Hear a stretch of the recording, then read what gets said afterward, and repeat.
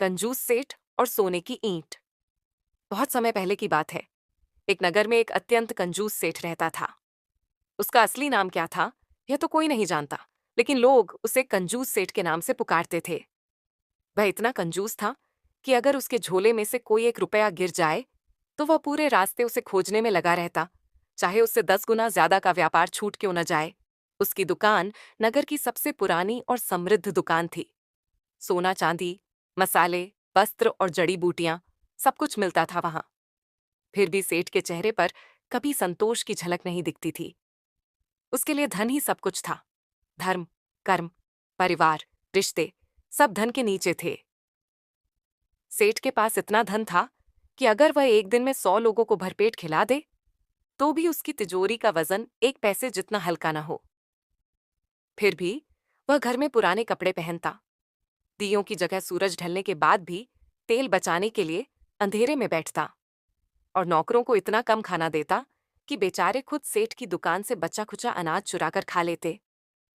उसकी पत्नी, जो स्वभाव से काफी सहनशील थी, कभी कभी बुदबुदा देती, धन के पीछे भागने से क्या होगा, ये सब तो यहीं रह जाएगा।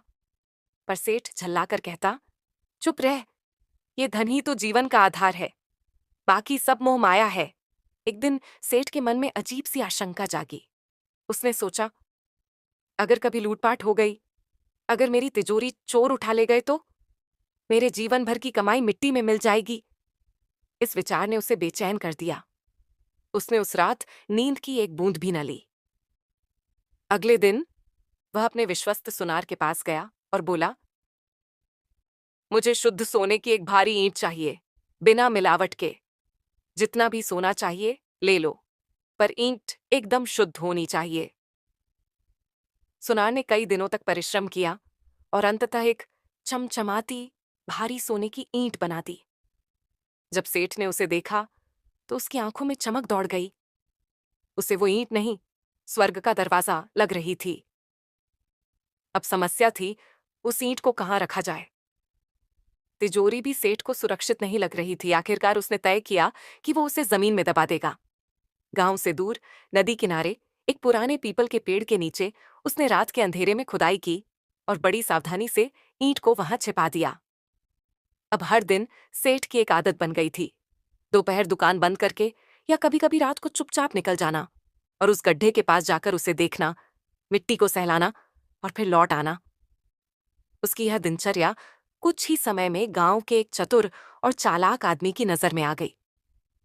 वह सोचने लगा, सेठ हर दिन वहां क्यों जाता है? जरूर कोई खजाना छिपा रखा है। एक रात जब सेठ सोने की ईंट को देखने गया, तो उसने देखा कि मिट्टी का रंग बदला हुआ है। उसके दिल की धड़कन तेज हो गई।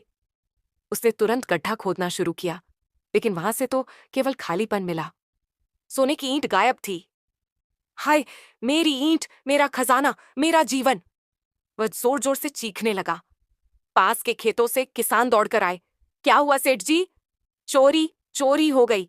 मेरी अमूल्य ईंट कोई चुरा ले गया। लोग चकित थे। कौन सी ईंट? आपने बताया नहीं कभी। सेठ ने गिड़गिड़ाते हुए सारी बात बताई। एक वृद्ध पंडित वहां खड़े थे। उन्होंने धीरे से कहा, सेठ जी, क्या आप उस ईंट को खाते थे, पहनते थे, उससे कोई काम लेते थे? सेठ बोला, नहीं, वो तो बस मेरी तसल्ली के लिए थी। पंडित हंसे और बोले, तो फिर वैसी ही एक ईंट पत्थर की बनवा लो और हर दिन वहां रख दो। जो काम असली ईंट नहीं कर सकी, वो नकली क्यों नहीं कर सकती? लोग ठहाके मारकर हंसने लगे, लेकिन सेठ का चेहरा शर्म से झुक गया। इस घटना के बाद सेठ कई दिनों तक चुप रहा। उसे समझ आ गया कि वह अपने धन को बचाने के चक्कर में उसका उपयोग ही भूल गया था। उसकी कंजूसी ने उसे अपनों से दूर कर दिया था, और उस धन ने न कभी उसका साथ दिया, न सुख। धीरे धीरे उसने बदलाव लाना शुरू किया। वह नौकरों को पूरी तनख्वाह देने लगा, मंदिर में दान देने लगा, निर्धनों को भोजन बांटने लगा। उसकी दुकान पहले से अधिक चलने लगी और उसे भी मन की शांति मिलने लगी।